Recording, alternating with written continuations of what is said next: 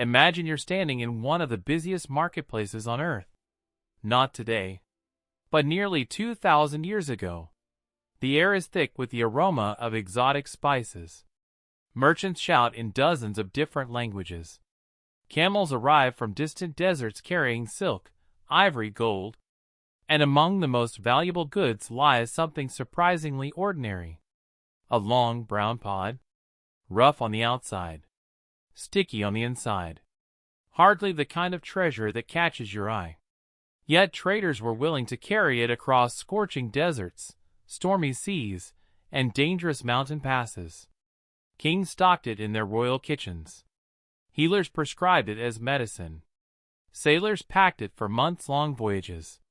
And entire civilizations built recipes around its unique sweet and sour flavor. Today, most people walk right past it. Some have never tasted it. Others know it only as an ingredient hidden inside a bottle of sauce. So what happened? How did one of history's most treasured fruits become one of the world's most overlooked? And could modern science be rediscovering something our ancestors understood thousands of years ago? This is the remarkable story of tamarind, nature's sweet and sour pharmacy. A fruit that traveled the world.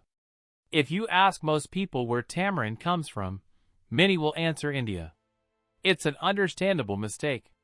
India produces enormous quantities of tamarind today. Its cuisines depend on it.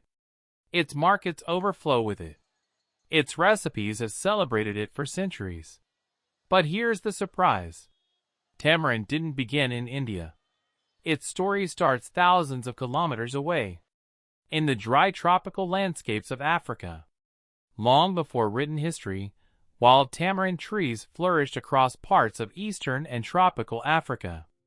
Towering over the surrounding landscape, these remarkable trees could live for generations.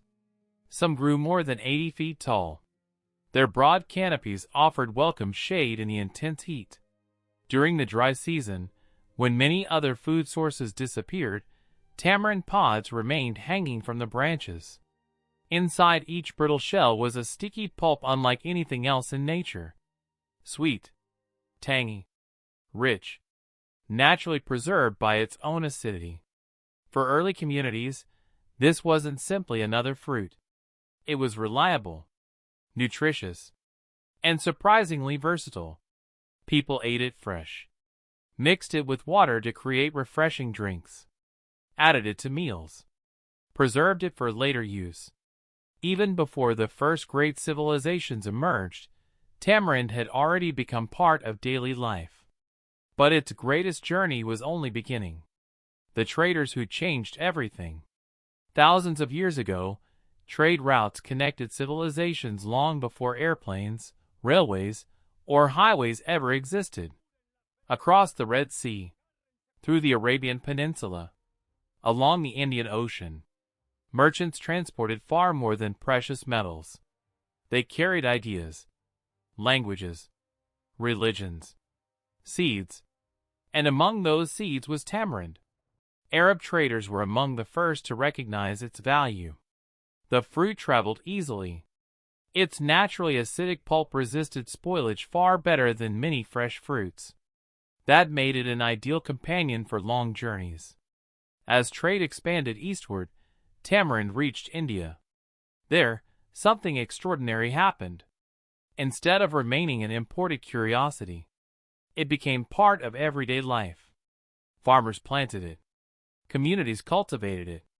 Generations developed recipes around it. Eventually, tamarind became so closely associated with India that even its name reflects that history. The word tamarind comes from the Arabic phrase, Tamarind, meaning the date of India. Ironically, the fruit wasn't originally Indian at all. History had rewritten its identity. And India, in return, transformed tamarind into one of the most beloved ingredients in its culinary tradition. From there, the story only grew larger. The fruit spread into Southeast Asia, where it flavored soups, curries, and sauces. It reached China through regional trade. European explorers encountered it during their voyages. Centuries later, Spanish and Portuguese sailors introduced tamarind to the Americas, where it found new homes in Mexico, the Caribbean, Central America, and South America. One fruit, three continents, thousands of years. Very few plants have traveled so successfully across so many cultures. That raises an obvious question. Why? What made tamarind so valuable that nearly every civilization decided it was worth keeping? The answer wasn't just its flavor. It was what people believed the fruit could do. More than food. Walk into an ancient marketplace, and you wouldn't simply find tamarind beside other fruits. You might find it beside herbs, medicinal roots, healing oils, natural remedies. Because for countless generations, tamarind occupied two worlds at once. It was food, and it was medicine. In ancient healing traditions across Africa, India, and parts of Southeast Asia, tamarind was used for an astonishing variety of purposes. Its pulp was prepared in refreshing drinks during periods of intense heat. Traditional healers recommended it for digestive discomfort. Leaves, bark, and seeds also found their way into local remedies, each prepared differently depending on the culture and the condition being treated. To the people using it, tamarind wasn't a miracle cure. It was simply part of everyday health. But were these traditions based only on belief? Or was there something inside the fruit that made it genuinely special? For centuries, no one knew. People observed the results. They passed knowledge from one generation to the next. But they couldn't see what was happening inside the fruit itself. That wouldn't change until science finally caught up. And when researchers began looking inside tamarind, they discovered that this humble brown pod contained far more than anyone expected. The real mystery wasn't how tamarind conquered the ancient world. The real mystery was what had been hiding inside it all along. The more historians studied tamarind's journey across continents, the stranger its story became. Civilizations that had never met each other. People who spoke different languages. Who worshipped different gods. And lived thousands of miles apart. All reached the same conclusion. This fruit was worth keeping. That kind of agreement is rare in history. So what were they seeing that made tamarind so valuable? To answer that, we have to look beyond its rough brown shell. Crack open a ripe tamarind pod, and you'll find a sticky, dark pulp wrapped around hard, glossy seeds. Its first surprise is its taste. Unlike most fruits that lean heavily towards sweet or sour, tamarind balances both. The sweetness comes from its natural sugars. The sharp tang comes largely from tartaric acid, an organic acid that gives tamarind its unmistakable flavor. That combination made it incredibly versatile. A small amount could brighten a stew, add depth to a sauce, balance spicy dishes, or be mixed with water to create a refreshing drink in hot climates. Long before refrigeration, tamarind's natural acidity also helped preserve its pulp, making it practical for travelers and traders on long journeys. But flavor was only part of its appeal. Inside that sticky pulp is a surprisingly rich collection of nutrients. Tamarind provides dietary fiber, which supports healthy digestion. It contains minerals such as potassium and magnesium, both important for normal muscle and nerve function. It also offers smaller amounts of calcium, phosphorus, and several B vitamins that help the body convert food into energy. Perhaps most interesting are its plant compounds. Researchers have identified polyphenol and flavonoids in tamarind, natural substances that can act as antioxidants. Antioxidants help protect cells from damage caused by unstable molecules known as free radicals. While our bodies naturally produce free radicals, factors like pollution, smoking, and normal metabolism can increase them. A diet that includes a variety of fruits and vegetables rich in antioxidants is associated with better overall health. That doesn't mean tamarind is a miracle food. No single fruit can prevent every disease or replace a balanced diet. but it helps explain why generations of people viewed tamarind as more than just something to eat. Its value wasn't based on one magical ingredient. It was the result of many beneficial qualities working together. This is where history and science begin to meet. Across Africa, India, and Southeast Asia, traditional healers use different parts of the tamarind tree for different purposes. The pulp was often consumed to ease digestive discomfort. In some communities, it was prepared as a cooling drink during periods of intense heat. Leaves and bark were used in traditional herbal preparations, while roasted seeds found their own place in local remedies. These practices were passed from one generation to the next through observation and experience. Modern science approaches these traditions differently. Rather than asking, "What did people believe?" researchers ask, "Can we measure it?" Over the past few decades, scientists have studied tamarind in laboratories to better understand the compounds it contains. Some studies suggest that extracts from tamarind possess antioxidant activity. Others have explored anti-inflammatory and antimicrobial properties under laboratory conditions. Researchers have also investigated how tamarind might influence blood sugar or cholesterol in animal studies and small human studies. These findings are intriguing, but they also come with an important reminder. Results from laboratory experiments or animal research do not automatically translate into proven treatments for people. Many questions remain unanswered. What dose is effective? Which preparation works best? Is it safe for everyone? Can the same results be repeated in large clinical trials? These are the questions that science must answer before making strong medical claims. That distinction matters. The internet often turns promising early research into dramatic headlines. A laboratory study becomes, "This fruit cures disease." A traditional remedy becomes, "Scientists confirm ancient medicine." Reality is usually more complex. Tamarind doesn't need exaggerated claims to be remarkable. Its true story is compelling enough. It is a fruit that nourished communities, flavored cuisines, and inspired generations of traditional knowledge, while continuing to attract scientific interest today. And its importance extends far beyond nutrition. Look around the world, and you'll find tamarind woven into everyday life. In India, it gives depth to sambars, chutneys, and curries. Across Thailand, it balances the sweet, salty, sour, and spicy flavors that define many classic dishes. In Mexico and the Caribbean, it becomes refreshing drinks, candies, and sauces. Across parts of Africa, it remains both a food source and a cultural tradition. Very few fruits have become so deeply rooted in so many different cuisines. Perhaps that's the greatest measure of its value. Not that it was carried across oceans once, but that every place it reached found a reason to keep it.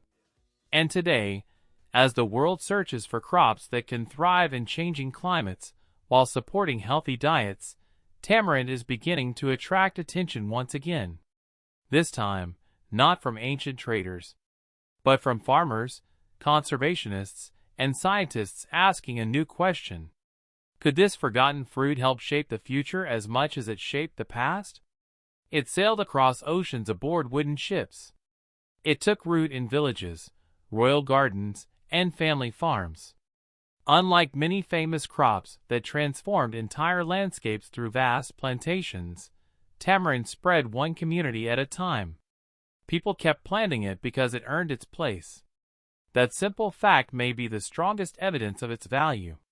Today, the world faces a challenge unlike any in modern history. The global population continues to grow. Weather patterns are becoming less predictable. Many farming regions experience longer droughts, more intense heat, and declining soil quality. Scientists, farmers, and governments are searching for crops that are both nutritious and resilient.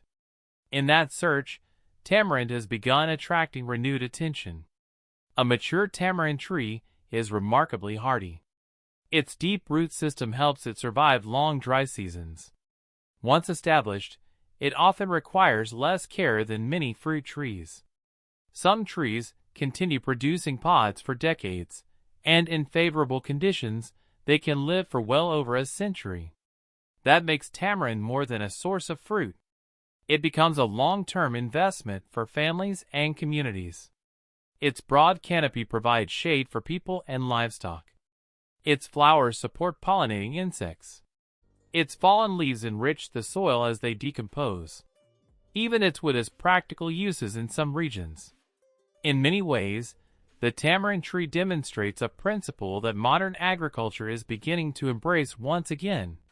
The most valuable plants are often those that serve many purposes at once: food, shelter, income, biodiversity, resilience. But perhaps tamarind's greatest lesson isn't agricultural. It's cultural. Throughout history, people learned about plants by watching them closely. They noticed which fruits ripened during difficult seasons, which leaves soothed discomfort, which trees survived drought after drought. That knowledge was shared through stories, traditions, and daily life. Modern science gives us powerful tools to test those observations. Sometimes research confirms traditional practices. Sometimes it shows that certain beliefs were mistaken. And sometimes it reveals benefits that no one had fully understood before. The relationship between traditional knowledge and scientific research should never be a competition. Instead, each can strengthen the other. Traditional knowledge often points researchers toward important questions. Science helps answer those questions with careful testing.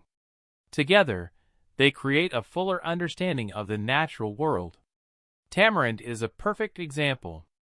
Ancient communities valued it because they experienced its usefulness firsthand. Modern researchers study it to understand the compounds that may explain those observations. Neither story replaces the other. Together, they reveal why this fruit has remained important for so long. And yet, despite its remarkable history, tamarind rarely receives the same attention as many modern superfoods. Perhaps that's because it has never relied on clever marketing. It doesn't arrive in expensive packaging. It isn't promoted as a miracle solution. For generations, it has simply continued doing what it has always done: growing quietly, feeding families, flavoring meals, supporting livelihoods, waiting for each new generation to discover it again. Maybe that's the greatest irony of all. One of the world's oldest and most dependable fruits became so familiar in some cultures that its extraordinary story faded into the background. Sometimes we overlook what has always been there, not because it lacks value, but because we stop asking questions about it. The story of tamarind reminds us that history isn't hidden only in ancient ruins or forgotten books. Sometimes history grows on the branch of a tree. Sometimes it hangs inside an ordinary-looking pod. And sometimes the greatest discoveries begin by looking more closely at things we've taken for granted.